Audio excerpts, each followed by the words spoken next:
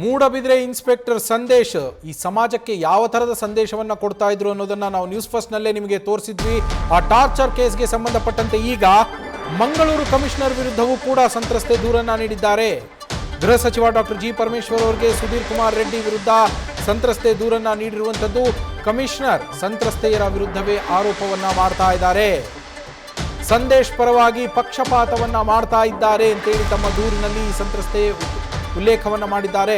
ಸಂತ್ರಸ್ತೆಯರನ್ನ ಯಾವುದೇ ವಿಚಾರಣೆಗೆ ಒಳಪಡಿಸದೆ, ಯಾವುದೇ ಸಾಕ್ಷಿ ಹೇಳಿಕೆಯನ್ನು ಕೂಡ ಪಡೆಯದೆ ಅವರು ಹೇಳಿಕೆಗಳನ್ನ ಕೊಡ್ತಾ ಇದ್ದಾರೆ. ಕಮಿಷನರ್ ಕಿಸೆಯಲ್ಲಿದ್ದಾರೆ ಅಂತೇಳಿ ಸಂದೇಶ್ ಹೇಳಿಕೆಯನ್ನ ಕೊಡ್ತಾ ಇದ್ದ. ಅದಕ್ಕೆ ಪೂರಕ ಅನ್ನುವಂತೆಯೇ ಕಮಿಷನರ್ ಅವರು ಕೂಡ ನಡೆದುಕೊಳ್ತಾ ಇದ್ದಾರೆ. ಹೀಗಾಗಿ ಈ ಪ್ರಕರಣದ ತನಿಖೆಯನ್ನ ನ್ಯಾಯಾಧೀಶರಿಂದ ಮಾಡಿಸಬೇಕು ಅಂತೇಳಿ ತಮ್ಮ ದೂರಿನಲ್ಲಿ ಸಂತ್ರಸ್ತೆ ಉಲ್ಲೇಖ ಮಾಡಿರುವಂಥದ್ದು.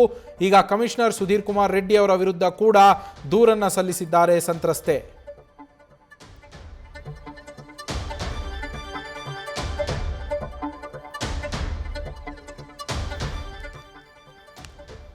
ಸಂದೇಶ್ ಹಲವು ಮಹಿಳೆಯರಿಗೆ ಇದೇ ರೀತಿಯಲ್ಲಿ ಕಿರುಕುಳವನ್ನ ಕೊಡ್ತಾ ಇದ್ದ, ಟಾರ್ಚರ್ ಕೊಡ್ತಾ ಇದ್ದ, ಕಾಂಪೌಂಡ್ ಹಾರಿ ಹೋಗ್ತಾ ಇದ್ದ ಅನ್ನುವ ಆರೋಪಗಳು ಕೇಳಿ ಬಂದಿತ್ತು.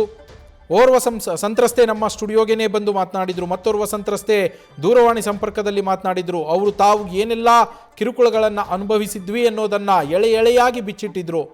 ಯಾವ ರೀತಿಯ ವುಮೆನೈಸರ್ ಈತ ಅನ್ನೋದನ್ನ ಅವರು ವಿವರಿಸಿದ್ರು. ಇಲ್ಲಿ ಕುಳಿತುಕೊಂಡು ತಮ್ಮ ನೋವುಗಳನ್ನೆಲ್ಲ ಹೊರಹಾಕಿದ್ರು. ಈಗ ಈ ಕಮಿಷನರ್ ವಿರುದ್ಧವೂ ಕೂಡ ಈಗ ದೂರು ದಾಖಲಾಗಿದೆ. ನಮ್ಮ ಪ್ರತಿನಿಧಿ ಅಂಕಿತಾ ಫೋನ್ ಸಂಪರ್ಕದಲ್ಲಿದ್ದಾರೆ.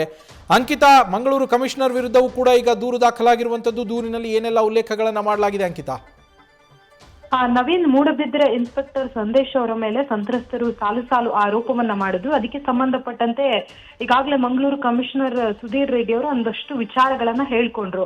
ಆ ವಿಚಾರಕ್ಕೆ ಸಂಬಂಧಪಟ್ಟಂತೆ ಮಂಗಳೂರು ಕಮಿಷನರ್ ಅವರು ಸಂದೇಶ್ ಅವರ ಪರವಾಗಿ ಪಕ್ಷಪಾತ ಮಾಡಿ ಸಂತ್ರಸ್ತರ ವಿರುದ್ಧ ಆರೋಪವನ್ನ ಮಾಡ್ತಾ ಇದ್ದಾರೆ ಅನ್ನೋದ್ರ ಬಗ್ಗೆ ಈಗ ಮತ್ತೊಂದು ದೂರನ್ನ ಹೋಮ್ ಮಿನಿಸ್ಟರ್ಗೆ ಕೊಟ್ಟಿರುವಂತದ್ದು. ಅಂದ್ರೆ ಡಾಕ್ಟರ್ ಜಿ ಪರಮೇಶ್ವರ್ ಅವರಿಗೆ ದೂರನ್ನ ಕೊಟ್ಟಿರುವಂತದ್ದು. ದೂರಿನಲ್ಲಿ ಒಂದಷ್ಟು ವಿಚಾರಗಳನ್ನ ಮೆನ್ಷನ್ ಮಾಡಿದ್ದಾರೆ. ಅಂದ್ರೆ ಸುಧೀರ್ ಕುಮಾರ್ ರೆಡ್ಡಿ ಅವರು ಪತ್ರಿಕಾಗೋಷ್ಠಿಯನ್ನ ನಡೆಸಿ ಸಂತ್ರಸ್ತೆಯ ದೂರಿನ ಬಗ್ಗೆ ಯಾವುದೇ ತನಿಖೆ ನಡೆಸದೆ, ಅವರ ಹೇಳಿಕೆಯನ್ನು ಪಡೆಯದೆ, ಯಾವ ಸಾಕ್ಷಿಯನ್ನು ಪಡೆಯದೆ ಏಕಪಕ್ಷೀಯವಾಗಿ ಹೇಳಿಕೆಯನ್ನ ನೀಡಿದ್ದಾರೆ ಅಂತ ಹೇಳಿ ಈಗ ದೂರಿನಲ್ಲಿ ಉಲ್ಲೇಖ ಮಾಡಿರುವಂತದ್ದು. ಜೊತೆಗೆ ಇನ್ನೊಬ್ಬ ಸಂತ್ರಸ್ತೆ ಅವರ ಗಂಡನ ಮೇಲೆ ಯಾವುದೇ ಸಾಕ್ಷ್ಯಾಧಾರ ಇಲ್ಲದೆ ಈ ವಿಡಿಯೋವನ್ನ ಲೀಕ್ ಮಾಡಿರುವಂತಹ ಆರೋಪವನ್ನ ಅವರ ಮೇಲೆ ಹೊರಿಸಿದ್ದಾರೆ ಅಂತ ಹೇಳಿ. ಅಂದ್ರೆ ಈಗ ಸಂತ್ರಸ್ತರು ನೊಂದ್ಕೊಂಡಿದ್ದಾರೆ.